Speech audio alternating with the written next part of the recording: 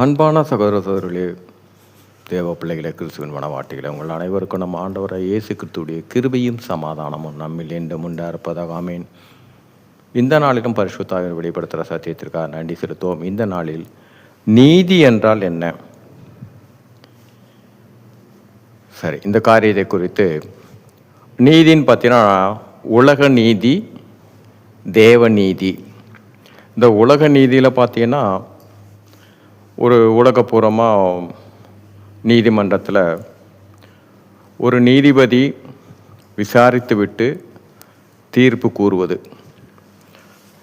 அந்த நீதிபதி ஒரு குற்றவாளியை நிரபராதியும் தீர்ப்பு கொடுக்க முடியும், ஒரு நிரபராதியை குற்றவாளியாக தீர்ப்பு கொடுக்க முடியும். இது உலக நீதி. அதே போல் நியாயம் பார்த்தீங்கன்னா, உலகமான ஒரு நியாயம்னு பார்த்தீங்கன்னா, ஒருவருக்கு பட்சபாதம் இல்லாமல் சரிசமமாக பிரித்து கொடுப்பதும், இது எல்லாமே உலகத்துக்குடைய நீதி நியாயமும். ஆனால் பரலோகத்தினுடைய நீதி தான் நமக்கு கணக்கு ஒப்புவிக்க வேண்டியது. பரலோக நீதி, இந்த பரலோக நீதி தான் நமக்கு இந்த பரிசுத்த வேதாகம பொக்கிஷம். இந்த பரலோக நீதியில் பார்த்தீங்கன்னா மார்க்கு, மத்தேயுல கூட இருக்கு. மத்தேயு 17ஆம் அதிகாரம் 9வது வசனம். இங்கு இயேசு கிறிஸ்து 3 சீசர்களையும் அழைத்து கொண்டு போறாரு.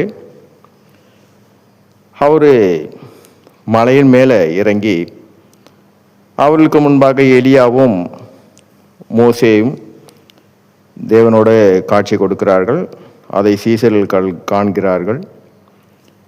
இதை கண்டு அவர்கள் இறங்கி வரும்போது, மலையிலிருந்து இறங்கி வரும்போது, நம் ஆண்டவராக இயேசு கிறிஸ்து என்ன சொல்கிறார் என்றால், மத்தேயு 17ஆம் அதிகாரம் 9வது வசனம். அவர்கள் மலையிலிருந்து இறங்கி வருகிற போது இயேசு அவர்களை நோக்கி, மனுஷகுமாரன் மரித்தோரிலிருந்து எழுந்திருக்கும் வரைக்கும் இந்த தரிசனத்தை ஒருவருக்கும் சொல்ல வேண்டாம் என்று கட்டளையிட்டார்.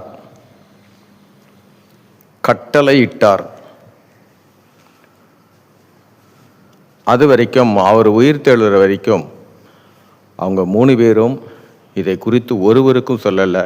இது கட்டளை என்றால் அதுதான் நீதி, பரலோக நீதி. எதை செய்யக்கூடாது என்று சொல்கிறாரோ அது பரலோக நீதி. செய் என்று சொல்லுகிறார் என்றால் அதை செய்வது தான் பரலோக நீதி. இந்த செய் என்பது பார்த்தீங்கன்னா மார்க்கு 16ஆம் அதிகாரத்தில் 15வது வசனம்.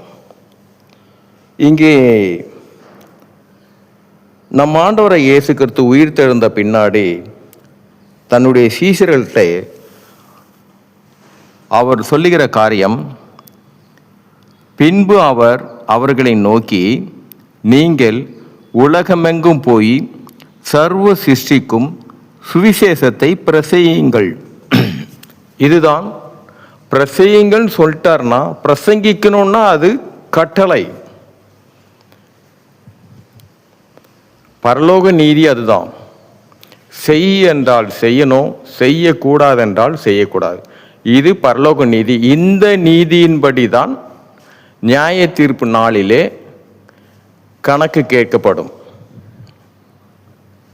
பரிசுத்த வேதாகம சத்தியத்தின்படி தான் அங்கு கணக்கு கேட்கப்படுது. அதனால் இந்த நீதி, இந்த உலகத்துடைய நீதியை கொண்டு போய் பரலோக நீதியோடு சேர்க்கவே கூடாது.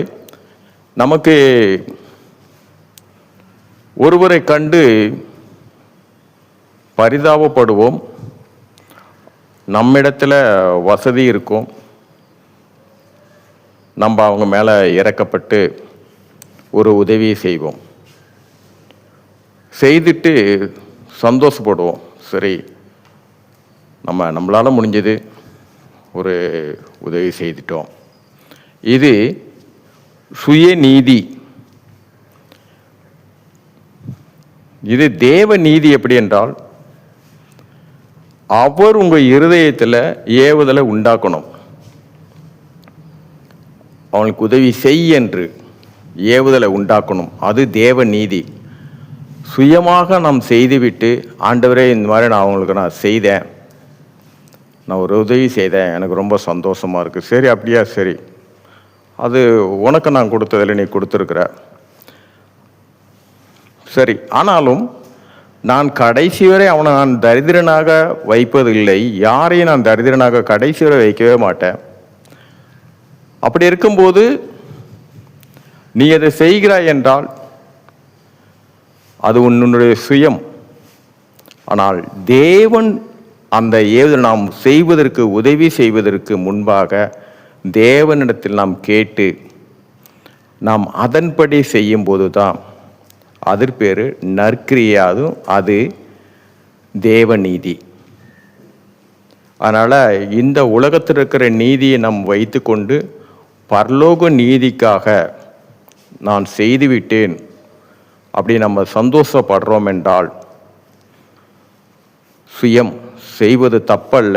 ஆனால் தேவனுடைய நீதியின்படி நாம் அவரிடத்திலிருந்து கேட்டு அவர் செய்ய சொல்லும்போது தான், அதை செய்யும்போது தான் அது பரலோக நீதியாகும். சரி, இன்றைக்கி பார்த்தீங்கன்னா இந்த நீதி என்பதே இந்த உலகப்பூர்வமான நீதி அல்ல, பரலோக நீதி. பரிசுத்த வேதாகம சத்தியம் இந்த பொக்கிஷத்தில் என்ன கொடுத்துருக்கோ அதன்படி தான் நீதியே. சரி, இந்த நாளும் ஆவியான வெளிப்படுத்தின சத்தியத்திற்காக நன்றி செலுத்துவோம். இந்த காரியத்தின் மூலம் எல்லாவற்றிலும் எல்லாவற்றிலும் எல்லாவற்றிலும் மூவரிலும் ஒருவராக இருக்கிற தேவனே, உங்களுடைய ஒருவருடைய நாமத்துக்கு மகிமை உண்டாதாக. ஆமென்.